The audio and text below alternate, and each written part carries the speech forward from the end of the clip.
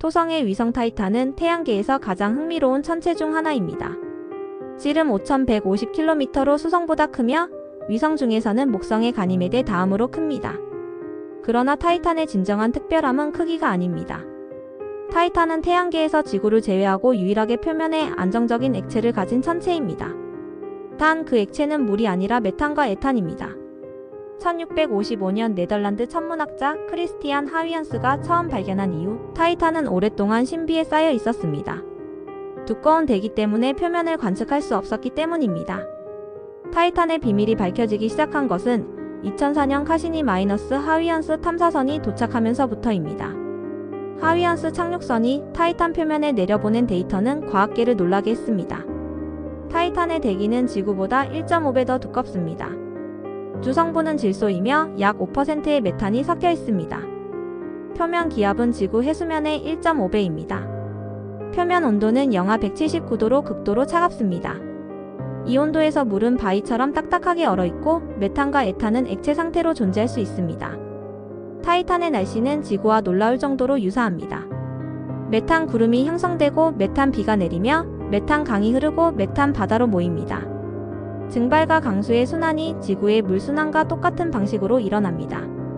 단지 물질이 다를 뿐입니다. 카시니 탐사선의 레이더 관측 결과 타이탄 북극 지역에는 수백 개의 호수와 3개의 거대한 바다가 확인되었습니다. 가장 큰 크라켄 말에는 면적이 약 40만 제곱킬로미터로 지구의 카스피해보다 큽니다. 타이탄의 바다와 호수는 주로 액체 메탄과 에탄으로 이루어져 있습니다. 일부 호수에서는 프로판과 부탄도 검출되었습니다. 흥미로운 점은 호수마다 화학 조성이 약간씩 다르다는 것입니다. 어떤 호수는 메탄이 풍부하고 어떤 호수는 에탄 비율이 높습니다. 이는 증발률과 강수 패턴의 차이 때문으로 보입니다. 메탄은 에탄보다 휘발성이 높아 더 쉽게 증발하므로 시간이 지나면서 호수는 점차 에탄 농도가 높아집니다. 일부 호수는 깊이가 100m를 넘는 것으로 추정됩니다. 카시니 탐사선은 리게이아 마레라는 바다에서 레이더 신호를 분석해 해저 지형도를 작성했습니다. 해저는 비교적 평탄하며 유기물 퇴적물로 덮여 있을 것으로 예상됩니다. 타이탄 표면에는 메탄 강의 흔적도 선명하게 나타납니다. 수백 킬로미터에 걸쳐 구불구불 이어지는 계곡은 지구의 강 유역과 매우 유사합니다. 타이탄에서 생명체가 존재할 수 있을까요? 지구 생명체의 기준으로 보면 타이탄 환경은 너무 가혹합니다. 극저온에서는 화학 반응 속도가 극도로 느려지고 액체 메탄은 물과 달리 많은 물질을 녹이지 못합니다. 지구 생명체는 물을 용매로 사용하며 탄소 화합물을 에너지원으로 산소와 결합시킵니다. 그러나 일부 과학자들은 완전히 다른 방식의 생명체가 가능하다고 주장합니다. 2015년 코넬대학교 연구팀은 아조토솜이라는 가상의 세포막 구조를 제안했습니다. 이는 액체 메탄 환경에서 안정적으로 존재할 수 있는 막으로 아크릴로니트릴이라는 분자로 만들어집니다. 흥미롭게도 카시니 탐사선은 실제로 타이탄 대기에서 아크릴로니트릴을 검출했습니다. 이는 메탄 기반 생명체의 가능성을 완전히 배제할 수 없음을 의미합니다. 타이탄 생명체가 사용할 수 있는 에너지원도 존재합니다. 타이탄 대기 상층부에서는 태양 자외선과 토성 자기권의 입자들이 메탄을 분해해 복잡한 유기 분자를 만듭니다. 이 분자들은 천천히 표면으로 가라앉습니다. 표면에 도달한 유기 분자는 액체 메탄 호수에 녹아들거나 지표에 쌓입니다.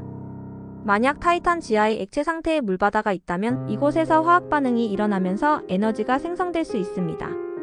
실제로 과학자들은 타이탄 표면 아래 55km에서 100km 사이에 암모니아가 섞인 물바다가 존재할 것으로 추정합니다. 이는 토성의 조성력에 의한 내부 가열과 방사성 원소의 붕괴열 때문입니다. 표면의 메탄 환경과 지하의 물 환경이라는 두 가지 화학 시스템이 공존하는 것입니다. 타이탄에서 가장 흥미로운 발견 중 하나는 대기 중 수소의 소멸입니다. 대기 상층부에서 생성된 수소는 표면으로 내려와야 하는데 실제 관측된 수소량은 이론적 예측보다 훨씬 적습니다. 수소가 어디로 사라지는 걸까요? 한가설은 표면이나 액체 메탄에서 화학 반응이 일어나 수소가 소비된다는 것입니다.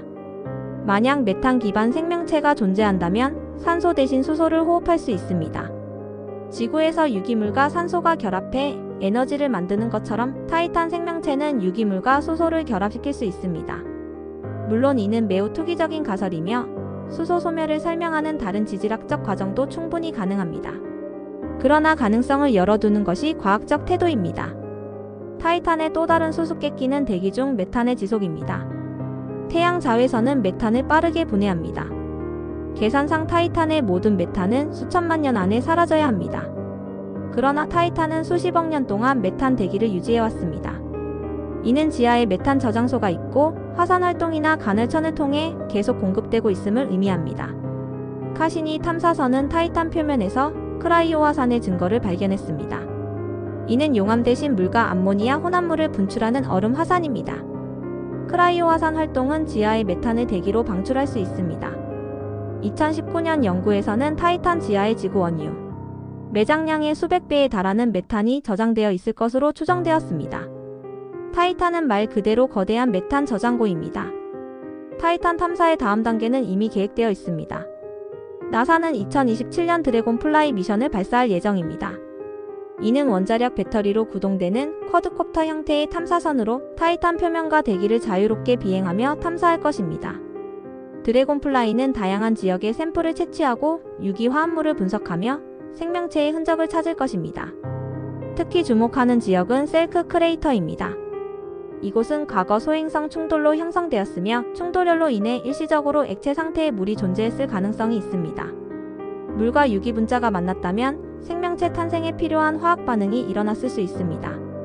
드래곤 플라이는 2034년 타이탄에 도착할 예정입니다. 타이탄은 우리에게 근본적인 질문을 던집니다. 생명체는 반드시 물을 필요로 하는가? 탄소 기반이어야 하는가? 산소 호흡만이 가능한가? 만약 타이탄에서 메탄 기반 생명체가 발견된다면 이는 우주 생명체의 다양성이 우리 상상을 훨씬 초월함을 의미합니다. 생명체는 주어진 환경에 맞춰 진화할 수 있으며 지구 생명체는 수많은 가능성 중 하나일 뿐입니다. 타이탄의 메탄 바다는 차갑고 낯설지만 어쩌면 완전히 새로운 형태의 생명이 숨쉬는 곳일지도 모릅니다. 외계 생명체를 찾는 여정에서 타이탄은 가장 흥미로운 목적지 중 하나입니다. 앞으로의 탐사가 어떤 놀라운 발견을 가져올지 기대됩니다. 이 영상이 흥미로우셨다면 구독과 좋아요 부탁드립니다. 다음에는 더 놀라운 우주 미스터리로 찾아뵙겠습니다.